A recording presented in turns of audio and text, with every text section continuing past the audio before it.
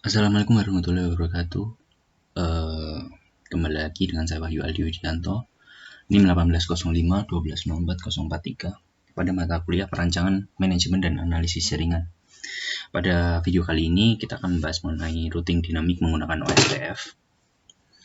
Untuk tugasnya kita harus membuat routing dinamik dengan skenario percobaan seperti ini. Ini adalah topologinya, dan tujuan dari routing dinamik percobaan routing dinamik ini adalah yang pertama mengetahui cara kerja routing dinamik OSPF di mikrotik. Yang kedua adalah mampu mengkonfigurasi tabel routing dinamik OSPF, dan yang ketiga mengetahui failover di tabel routing OSPF. Yang pertama kita lihat dulu skenario jaringannya. Dalam percobaan ini kita akan mensimulasikan dan mengemulasikan routing dinamik OSPF di mikrotik dengan gambar sebagai berikut. Ini adalah contoh topologinya. Di sini ada 3 PC dan 3 router yang saling terhubung. Yang kedua adalah langkah percobaan. Nah, di sini saya sudah membuat topologinya di GNS3. Lalu untuk langkah percobaan, yang pertama kita buat skema jaringan dengan PC klien Windows XP dan router dengan router OS mikrotik. Kita nyalakan dulu.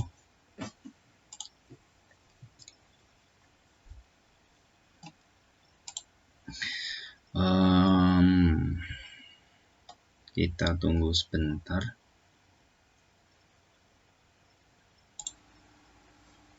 Oke. Di sini untuk Windows XP dan router OS-nya sudah selesai load. Jadi kita masuk ke langkah percobaan kedua. Yang kedua adalah setting IP address di masing-masing PC klien yang terhubung ke router. Dengan PC 1 IP address-nya kita coba cek dulu 192. Oke, ini. Di sini saya sudah set IP-nya. Saya coba cek. Di sini pada PC 1 menggunakan IP address 192.168.1.2 dengan subnet mask 255.250 atau prefix-nya 24. Lalu untuk gateway-nya titik 1. Oke, udah sesuai. Kita akan mengajarkan di PC-PC yang lain juga. Di sini pada IP address PC 2 menggunakan 2.2 dan gateway-nya 2.1. Sama, udah sesuai. Lalu di PC 3 maaf, salah. PC 3 kita cek IP-nya, properties, TCP IP. Untuk di PC 3 kita menggunakan untuk IP-nya 3.2 dan gateway-nya 3.1. Sesuai, udah sesuai. Oke, close. Lalu langkah percobaan yang ketiga, setting IP address dan masing-masing interface router terhubung ke router dan PC klien. Selanjutnya adalah setting IP di router. Nah, di sini kita IP addresses, habis di addresses.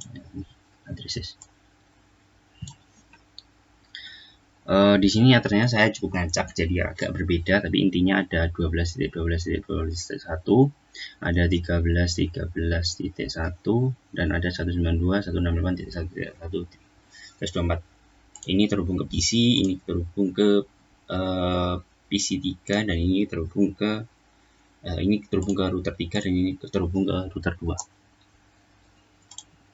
Lalu close saja. Close docs IP addresses. Nah, di sini untuk address-nya sama, Mas, cukup mengacak juga. Di sini 12.12 terhubung ke router 1, 23.23 ini terhubung ke router 3, dan yang ini terhubung ke PC 2. Udah sesuai. Lalu PC 3 addresses. Di sini 1313 yang terhubung ke router 1, 2323 terhubung ke router 2, dan 192 ini terhubung ke PC 3. Lanjut ke langkah selanjutnya, yaitu langkah keempat. Pada menu routing OSPF instance default, kita rubah nilai dari redistribute connected root menjadi ASType 1 di setiap router. Artinya di semua router harus kita ganti dulu. Di sini OSPF, di sini mau nyari OSPF ada di routing OSPF. Tampilan pertama bakalan langsung masuk ke defaultnya, yaitu interface, lalu kita pilih instance, lalu pilih default. Nah, di sini ada redistribute connected root. Jadi saya sudah ganti ke ASType 1. Di sini juga instance, di sini juga saya sudah ganti ASType 1. Cek lagi apakah sudah instance. Di sini juga sudah saya rubah. Awalnya itu adalah no, jadi defaultnya adalah no, lalu kita ganti ke ASType 1. Lalu pada menu routing OSPF network, tambahkan network di setiap router dengan network yang menghubungkan antar router, seperti tabel di bawah ini. Jadi pada menu routing OSPF, kita routing, lalu OSPF network. Nah, ini. Jadi kita nanti harus membuat backbone. Untuk membuat backbone-nya sendiri tinggal tambahkan aja, sama seperti menambahkan IP. Tinggal tambahkan NID-nya aja, network ID-nya aja berapa yang ada dalam satu jaringan tersebut. Lalu tambahkan juga dengan prefix, lalu klik OK, nanti networknya akan otomatis dibuat. Di sini saya sudah buat di router 1 kita pakai 1212 dan 1313. Di router 2 kita gunakan 1212 dan 2323. Lalu di sini untuk router 3 kita menggunakan 1313 dan 2323. Oke, udah sama. Untuk langkah pengujian, amati tabel routing yang terbentuk apakah routing semua network sudah masuk. Oke, kita coba cek dulu di IP root. Nah, cek apakah semua IP yang kita routing itu udah masuk atau belum. Di sini ada 1212 yang ada PC1, ada 1313 dan 2323. Nah, ini adalah jalur langsung menuju ke ke router 2, ini ke router 3. Ini ke router 3 melalui router 2. Di sini semua sudah reachable, termasuk IP yang NID IP yang kita ingin hubungkan, seperti ini IP PC2 dan ini IP PC3. Ya, IP root sama, ini juga sudah terhubung semuanya. Lalu IP root ini juga sudah terhubung.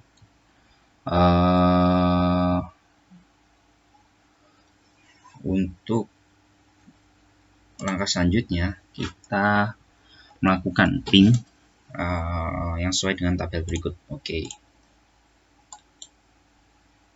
kita close saja. Kita langsung ping dari PC 1 ke PC 2 dan PC 3. Lakukan ping 192.168.1.2.2. Oke, berhasil terhubung. Ping lagi 192.168.1.3.2. Oke. PC1 ping ke PC2 dan PC3 sudah berhasil. Kita coba cek di PC2. Saja PMD lakukan ping 168.1.2 ke PC1 dulu, lalu ping lagi ke PC3 192 berhasil lagi. Oke. Lalu PC 3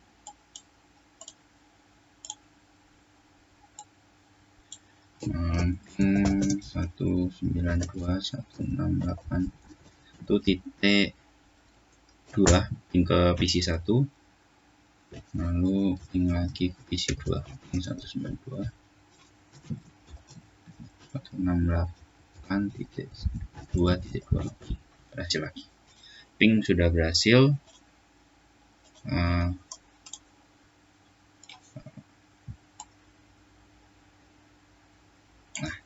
Terus kita langkah selanjutnya, silakan trace route dari dan ke sesuai tabel berikut. Oke. Kita trace dulu ke PC 2.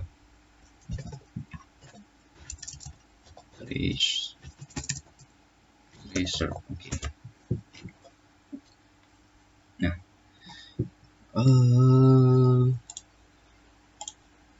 mana nih? Ini tracernya. Jadi, mana tadi? Salah, PC 1. Nah, PC 1 melalui harusnya resultnya router 1, router 2, PC 2.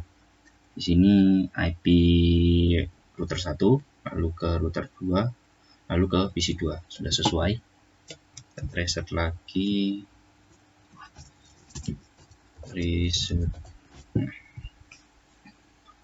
Nah, ini sama PC IP PC router 1, ini gateway-nya kan, IP router 1, lalu ke router 2, router 3, lalu ke PC 2. Sudah sesuai. Lakukan reset yang sama, kita lakukan ke PC 1 terlebih dahulu. Reset. Berhasil. Kambingnya sesuai. IP router 2, IP router 1, lalu ke IP PC 1, lalu tracer lagi. Tracer. Harusnya router 2, router 3, lalu ke PC 3. Berhasil. Selanjutnya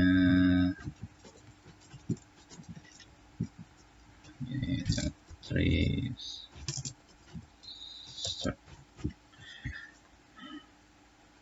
sama router 3, router 1, terus ke router ke PC 1. Kita lagi, kita trace lagi. Nah, semuanya udah berhasil dengan result yang sudah sesuai.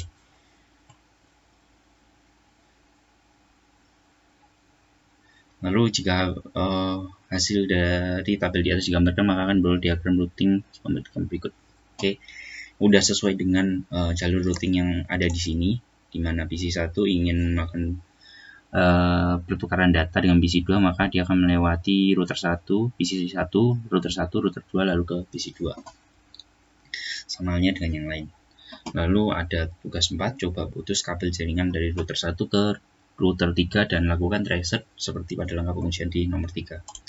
Oke, kita putus dulu. Di sini router 1 ke router 3 kita putus. Oke, sudah.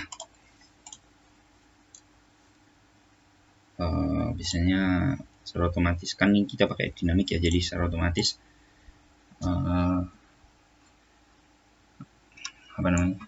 jalurnya akan dipilihkan oleh sistem.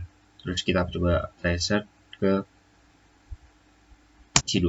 Harusnya sama seperti yang ada di atas, karena di sini kabelnya juga nggak apa-apa, jadi sambungannya tidak terjadi gangguan. Nah, kita coba reset ke ini ping, maaf. Coba reset mana nih, reset 3. Nah, ini Nah, ini jadi suatu perbedaan di mana tracet yang pertama itu ada 3 langkah, di mana langkah pertama itu dia masuk ke router 1, router 3, lalu ke PC3. Sedangkan ketika kita putus kabelnya, maka yang terjadi adalah jalur komunikasinya menjadi ke router 1, lalu ke router 2, baru ke router 3, dan terakhir adalah ke PC 3. Jadi jalurnya akan lebih panjang, di mana seperti ini, PC 1 ke router 1, ke router 2, ke router 3, dan PC 3, karena kabel yang di sini sudah kita potong, jadi dia mengubah jalurnya secara otomatis. Seperti itu. Kita coba ke PC 3 aja, ke reset. Apakah sama? Kalau dari PC 3 ke PC 1 sama, dari hasilnya tadi kan ada 3 langkah, sekarang menjadi 4 langkah. Nah, mungkin seperti itu aja untuk praktikum pada kesempatan kali ini. Terima kasih sudah menonton, terima kasih sudah mendengarkan. Wassalamualaikum warahmatullahi wabarakatuh.